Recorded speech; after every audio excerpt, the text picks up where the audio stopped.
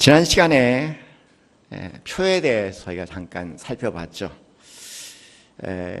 아벨을 죽이고 그리고 하나님의 벌을 받게 된 가인이 너무 혹독합니다. 내가 방황할 때마다 사람들이 나를 죽일 겁니다. 그런 두려움에 휩싸이게 되죠.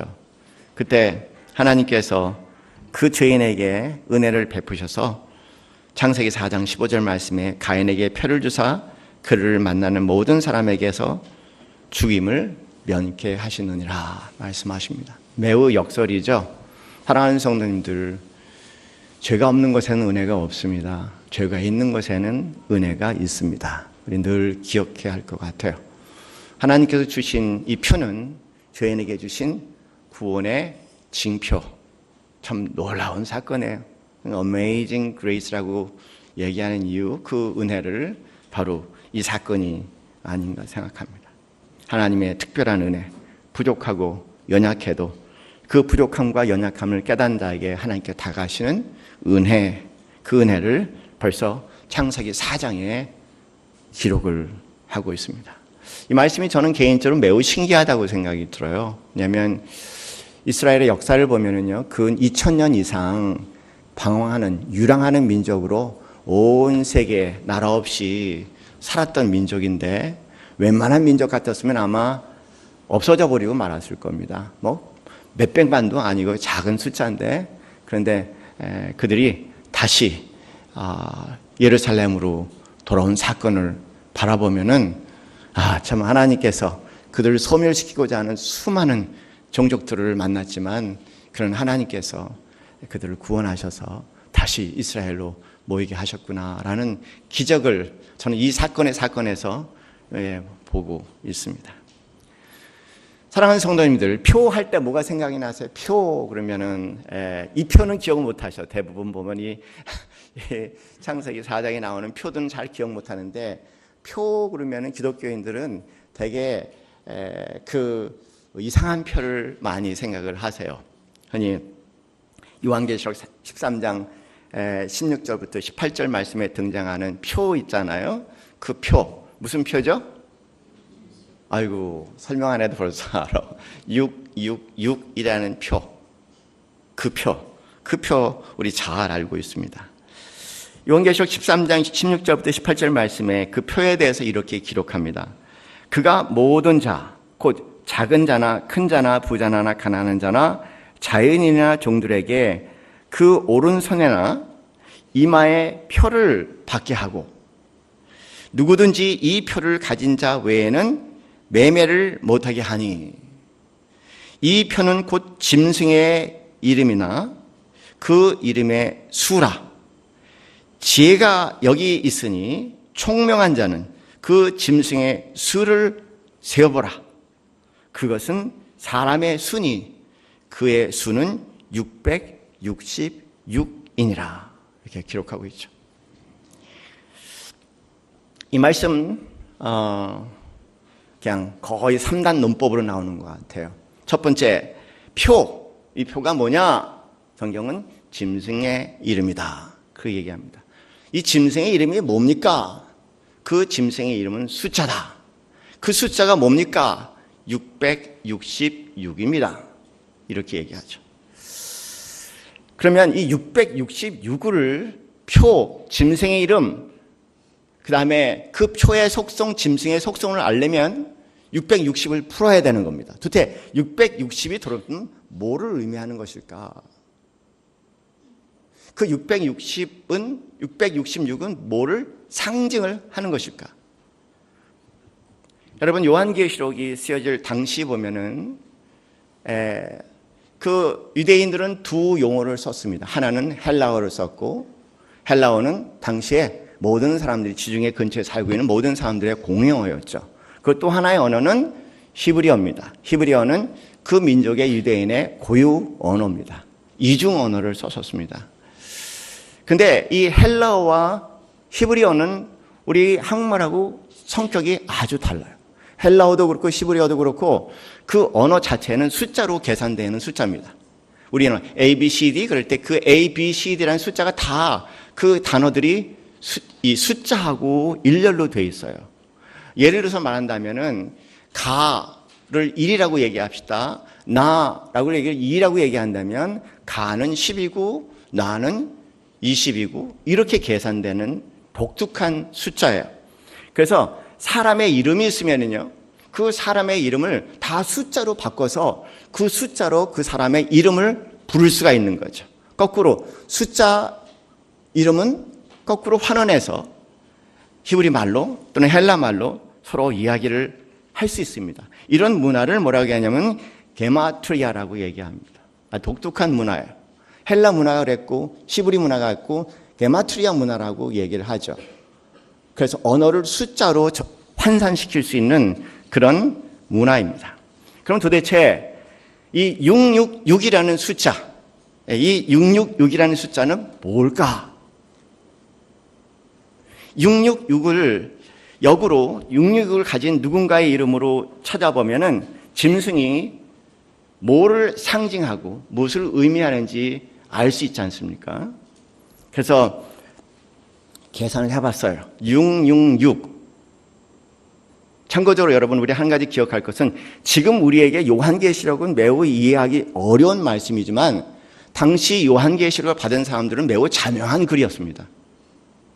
오늘같이 혼돈스럽지 않아요. 그분들이 이게 뭘 의미하는지 잘 알고 있습니다. 그렇기 때문에 전한 글이죠. 우리는 오랜 시간을 떠나서 이해하기가 굉장히 어려운 말씀이 되어서 이 안에 많은 이단들이 나와요. 이 666이라는 게마트리아는 뭐를 의미할까?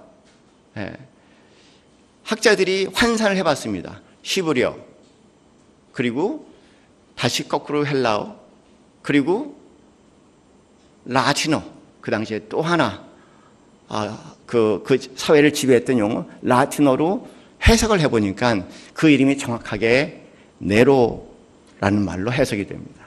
여러분, 네로 그러면 누구가 떠오르십니까? 네로 그러면 누구 떠오르세요? 네로 황제예요. 네로 황제는 도대체 어떤 사람을 얘기할까? 네로 황제는 아주 인류 역사에 가장 잔인하고 잔인성과 폭력성으로 상징되는 인물입니다. 그렇게 여기 등장하는 666 그리고 그 다음에 짐승의 이름 그리고 표라는 이 세 가지는 똑같은 것을 얘기하는데 한마디로 얘기해서 잔인성과 폭력성을 얘기하죠.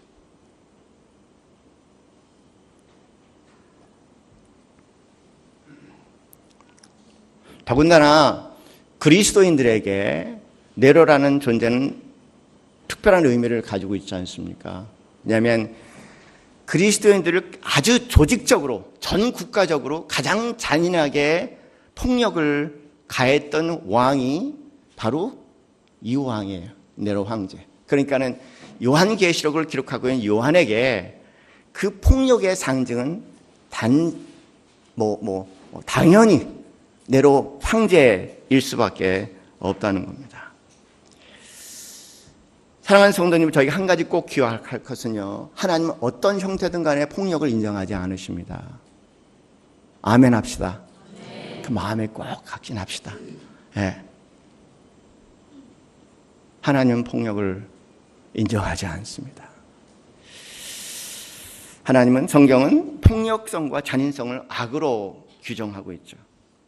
우리가 봤어요. 창세기 4장에 가인과 아벨의 사건에서 가인의 폭력성이 하나님의 진노의 심판을 하게 된 원인입니다. 그것뿐이겠습니까?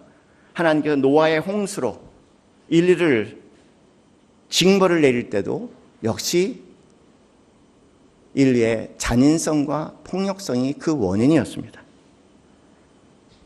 또 소돔과 고모라, 하나님께서 내린 소돔과 고모라의 심판도 역시 잔인성과 폭력성이었죠.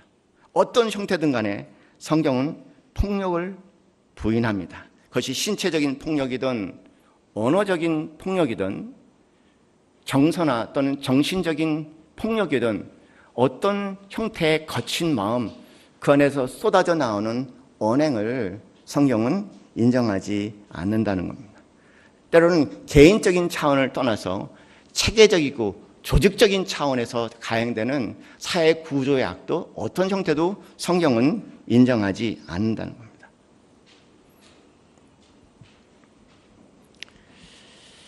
얼마 전에 제가 말씀드렸지만은 PD 수첩을 보니까는 성령의 감동을 받아서 때려야지 사람이 회개한다고 해갖고 사람 앉혀놓고 딸이 엄마의 얼굴을 때리고 자식이 부모의 얼굴을 때리는 거기에 뭐 성령님이 가르치셨다. 세상에 적그리스도가 바로 그것이 적그리스도라는 것을 사람들 잘 인식하지 못하는 것 같아요. 이렇게 혼돈스러운 세대에 우리가 살아가는 것이 아닌가. 하나님은 때대로 성경을 볼 때 어쩔 수 없는 인간의 폭력성이 있습니다. 하나님은 어쩔 수 없는 인간의 폭력성을 허용하시고 더 나아가서는 활용을 하셔서 하나님의 공의를 이루시는 모습을 우리는 성경에서 구석구석에 보고 있죠. 그러나 하나님께서 그 폭력을 스스로 행하지는 않으셨다는 것을 늘 기억해야 될 것 같아요. 많은 사람들이 시험 받는 게 사랑의 하나님이 어떻게 이렇게 폭력적일 수 있겠는가. 구약의 많은 전쟁의 사건을 보면은 거기에 시험 받는 분들이 많아서요. 하나님은 그런 적 없습니다. 이미 어쩔 수 없는 폭력성 가운데 있는 인간들, 그 인간들을 활용하셔서 항상 선으로 바꾸시려고 몸부림치는 하나님의 몸부림이지 하나님 스스로 폭력을 행하신 것은 아니라는 겁니다. 다윗, 우리 기억하지 않습니까? 다윗은 하나님의 약속한 가나안 땅을 향해서 거룩한 성전을 치르고 있어요. 거룩한 전쟁이라고 얘기하죠. 네, 약속의 땅 가나안을 향해서 거룩한 전쟁을 치러 지금 다윗에 가고 있습니다. 소위 요즘 얘기라면 성전, 거룩한 전쟁을 치릅니다. 어쩔 수 없는 폭력이 있을 수밖에 없어요. 그렇지 않습니까? 어쩔 수 없는 폭력이에요. 이게 인간의 모순입니다. 어쩔 수 없는 폭력이 거기에 있어요. 참 하나님을 신실하게 의지하고 그리고 전쟁에 승리했던 다윗, 그 성전 안에도 폭력이 있다는 것을 하나님께서 말씀하세요. 어쩔 수 없는 폭력이 있었다는 걸 얘기하십니다. 다윗이 가나안을 점령하고 그리고 난 다음에 이제 많은 것을 모아서 화려한 성전을 자신의 궁전을 지었죠. 그 안에 가만히 있어 보니까 멀리 보는 하나님의 장막이 보이는 겁니다. 장막, 하나님 저기 계시면 안 돼. 여러분 한번 생각해 보세요. 네, 여러분은 50억짜리 집에 살고 있는데 담임 목자 노상원은 지금 5천만 원짜리 사글세에 전세 살고 있다면 마음이 안 편하시겠죠, 그죠?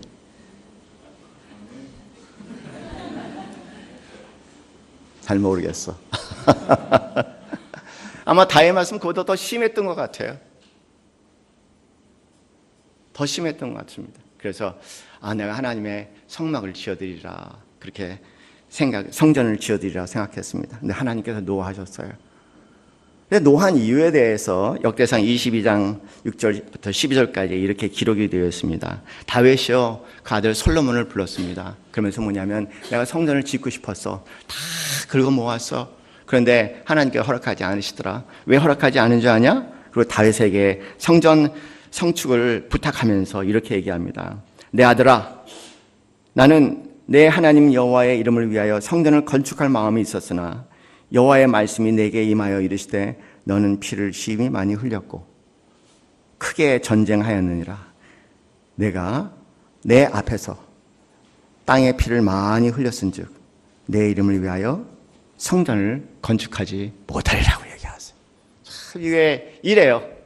참 하나님의 일을 하는 일이 그런가 봐요. 그럼 늘 지지난주에도 그런 말씀 드렸죠. 우리가 선한 일을 할 때 그림자가 있다고요.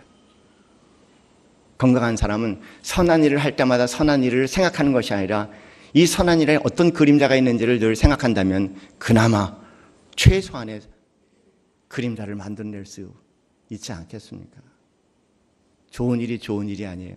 좋은 일 가운데서도 어두움이 있을 수 있다는 겁니다. 이 어둠 때문에 결과적으로 다윗은 그 어둠은 폭력성이죠. 어쩔 수 없는 폭력성. 그는 성전을 짓지 못하게 됩니다. 신기한 것은요, 이사야서 11장 6절부터 9절까지의 말씀 보면 하나님 나라에 대한 얘기가, 에덴 동산이 회복되고 하나님 나라가 임할 때 세상이 어떻게 될까, 그 사건을 기록하는 말씀이죠. 거기 보면은 이렇게 기록됐습니다. 그때에 이리가 어린 양과 함께 표범이 어린 염소와 함께 누우며 송아지와 어린 사자가 살찐 짐승이 함께 있어 어린아이에게 끌리며 암소와 곰이 함께 먹으며 그것들의 새끼가 함께 엎드려 사자가 소처럼 풀을 먹을 것이며 젖먹는 아이가 독사의 구멍에서 장난하며 이런 말씀을 계속하세요. 이 말씀을 한마디로 요약하면 이런 얘기입니다. 폭력이 존재하지 않는 세계를 얘기를 해요. 폭력이 존재하지 않는 가정을 얘기합니다. 폭력이 존재하지 않는 부부관계를 얘기합니다. 폭력이 존재하지 않는 가정을 얘기합니다. 폭력이 존재하는 사회를 얘기합니다.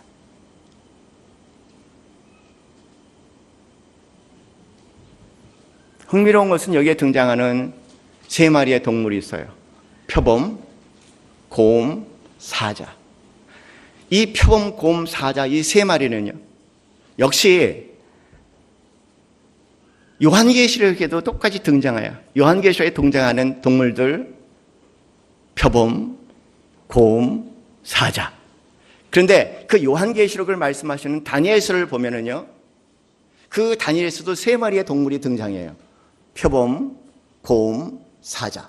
그러면 이 표범, 곰, 사자는요, 여러분, 긴 시간의 과정을 거쳐서 성경에 반복되는 용어입니다. 이 곰, 표범, 사자가 무엇을 의미할 건가? 여러분 생각해 보세요. 그냥 표범, 그냥 사자, 그냥 봄을 얘기하는 것이 아니라 뭔가 매우 중요한 것을 총칭적으로, 함축적으로 상징하는 표현이라는 거예요.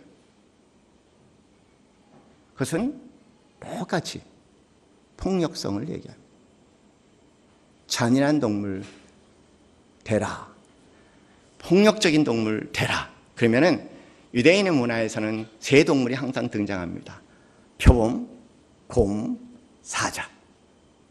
하나님께서 네 마리의 동물의 요한계시록에 네 마리의 동물이 등장하는데 그 네 마리의 동물이 적그리스도라고 얘기하고 적그리스도같이 행동할 것이라고 말씀하시는데 그것을 요약해서 얘기한다면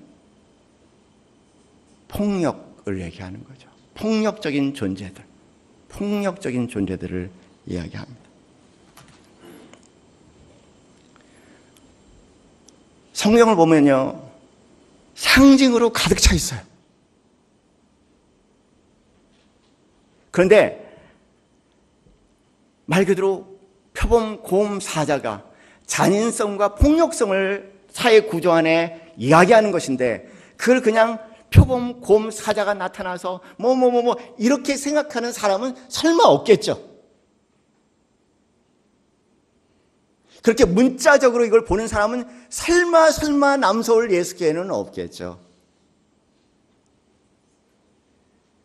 만약에 그런 성도라면요, 14만 4천 명, 글로 가셔야 돼.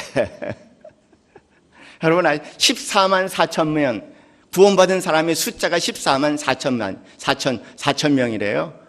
예, 그래서 여호와의 증인에서는 그 14만 4천 명, 이단들이 가장 좋아하는 단어 14만 4천 명, 우리가 14만 4천 명만 되면은 하나님의 심판이 임합니다. 우리는 구원받은 자입니다. 할렐루야. 앞으로 남서울 예수교회 성도들은 14만 4천 구원받은 얘기할 때마다 이단이라는 걸 분명히 아시기 바랍니다. 그것이 상징적인 숫자죠. 이스라엘 12부족의 부족장들을 다 계산할 때 14만 4천 구원받은 하나님의 선택받은 백성을 총칭적으로, 상징적으로, 함축적으로 얘기하는 거지 숫자 14만 4천 명만이 구원받는다는 얘기가 아니잖아요.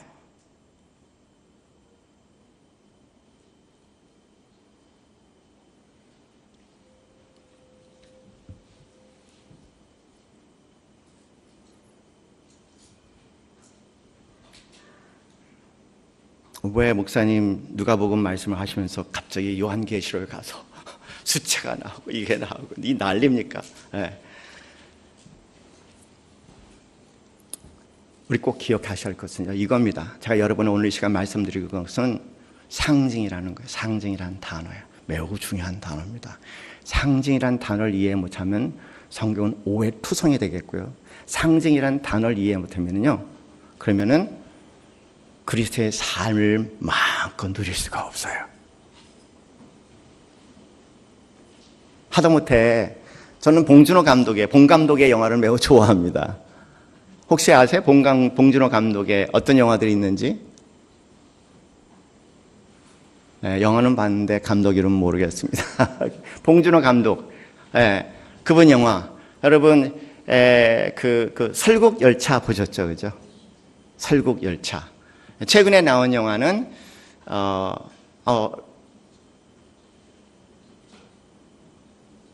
옥자가 들어간 옥자, 그죠? 최근에 나온 영화 옥자예요. 그 전에 나온 영화는 설국열차. 그다음에 그 전에 나온 영화는 혹시 기억하세요? 괴물. 근데 여러분, 제가 봉준호 감독의 영화를 참 좋아하는 이유가 뭐냐면요, 꼭 요한계시록 같아. 왜냐하면 봉준호 감독의 주제는 일관적입니다. 뭐냐면 인간의 욕심, 인간의 잔인과 폭력성으로 인해서 자연이 훼산되고 생태계가 무너지고 결과적으로 그것으로 인해서 인간에게 어떤 비극이 재앙이 다가올 건가를 암시적으로 마치 예언자처럼 영화를 통해서 요한계시록을 너무나 아름답게 펼쳐내서 저는 성경이 아닌 성경이라고 생각할 정도로 그분의 영화를 좋아합니다. 괴물을 보신 분은 아마 제가 얘기하는 의미를 알겠고, 설국열차를 보신 분은 아마 또 그게 그런 의미였구나. 여기 등장하는 설국열차도 그렇고요, 여기 등장하는 괴물이라는 용어도 그렇고요, 그것이 그 세계를 함축한 상징이라는 거예요. 진짜 괴물을 얘기하는 거 아니에요? 진짜 괴물을 얘기하는 거 아닙니다. 여러분, 영화에서 파는 그 괴물을 바라보면서 전체 정말 저게 사실일까 아주 재미없는 사람들. 달 보고 난 다음에 개수나무가 어디 있냐, 달이지. 성경을 그렇게 보시는 분들이 계세요.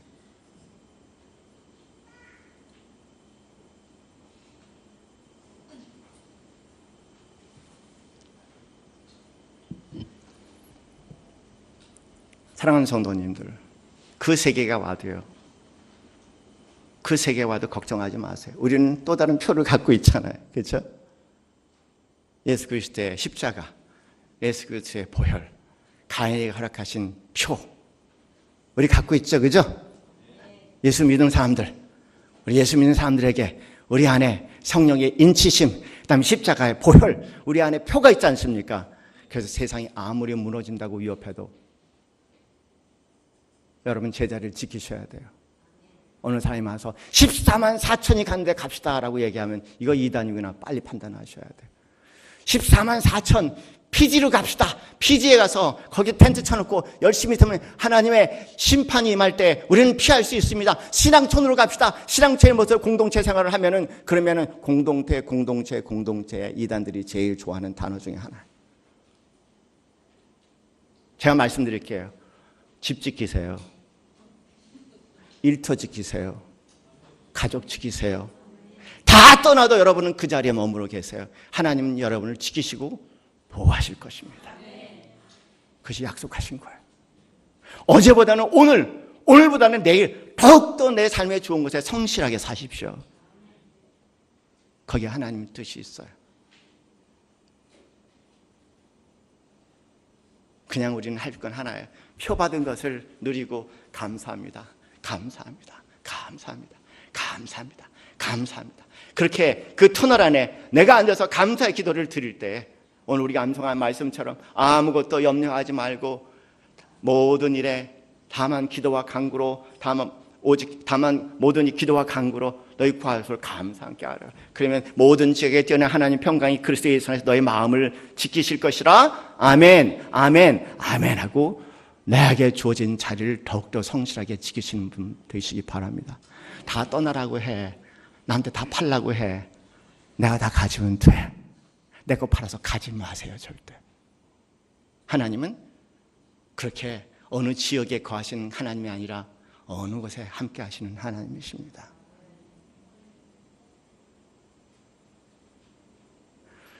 종교 중독 걸린 사람들의 특징이 뭔지 아세요? 현실 회피주의자들이에요. 예수 믿고 예수 믿는 것을 현실 회피의 도구로 사는 사람들이에요. 진짜 예수 믿는 사람은요, 언제 어디서나 그 자리를 견고하게 부딪히며 견디며 하나님께서 하신 일을 보고 그 놀라운 기적 가운데 하나님을 더 가슴에 품고 찬양하며 감사하는 사람들 아니겠습니까?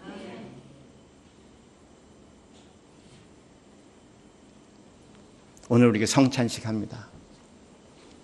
성찬은 뭘 얘기할까? 성찬은요, 또 하나의 상징입니다. 그 상징에 대해서 성경은 그렇게 말씀하십니다. 고린도전서 11장 26절 보면 너희가 이 떡을 먹으며 이 잔을 마실 때마다 성찬이에요.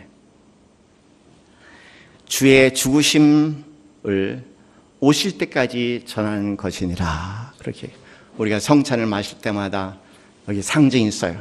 네, 이 상징은 첫째, 이 상징 안에 포함되는 것은 우리 주 예수 그리스도의 몸, 우리 주 예수 그리스도의 피, 나를 위해서 죽으신 우리 주 예수 그리스도의 몸과 피, 그리고 장사한 지 사흘 만에 부활하신 우리 주 예수 그리스도의 부활의 권능, 이 안에 있다는 겁니다. 그래서 제가 말씀드리는 거예요. 상징을 모르면은 기독교의 기자도 이해를 못한다고요. 그리고 요한복음 6장 56절에는 그렇게 말씀하십니다. 내 살을 먹고 내 피를 마시는 자는 내 안에 거하고 나도 그 안에 거하나니 살아계신 하나님께서 나를 보내심에 내가 아버지로 인하여 사는 것 같이 나를 먹는 그 사람도 나를 인하여 살리라. 살리라. 나로 인하여 살리라. 오늘 우리 함께 참여하는 성찬식은 그것을 가득 담고 있는 신비로운 것입니다.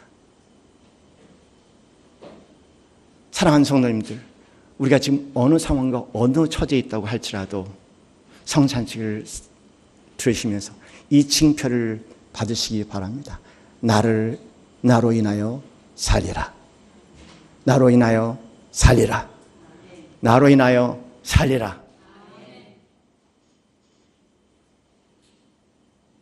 하나님께 영광 드리시는 순간 되시기를 주님의 이름으로 축원합니다. 지금 함께 성찬하겠습니다. 기도하겠습니다. 하나님, 우리 삶에 많은 일들이 일어납니다. 도저히 앞이 보이지 않는 캄캄한 동굴 같고, 때로는 절벽에 서 있는 것 같고, 때로는 그 끝을 알 수 없는 골짜기에 갇혀 있는 듯 싶을 때도 있습니다. 그러나 기억하게 하옵소서. 표를 가진 자 기억하게 하옵소서. 성찬에 참여한 자 기억하게 하옵소서. 그로 인하여 살리라. 그로 인하여 살리라. 하나님으로 인하여 살리라. 우리 예수 그리스도의 보혈의 공로로 살리라. 하나님, 어떤 상황과 어떤 처지 가운데서도 찬양하고 감사로 견디어 나가게 하시고 하나님 하시는 놀라운 기적의 손길 가운데 더욱더 우리의 찬양의 목소리와 감동이 깊어지게 하여 주셔서 살아계신 하나님을 증거하는 증인들 되게 하여 주시옵소서. 이제는 우리 주 예수 그리스도의 그 크신 은혜와 하나님 아버지의 직하신 사랑과 성령님의 교통 교감하심이 오늘도 주의 놀라운 징표를 가지고 넉넉히 이기기 소원하는 이 자리에는 모든 성도들 머리 위에 지금부터 영원까지 함께 길을 축원하옵나이다. 아멘.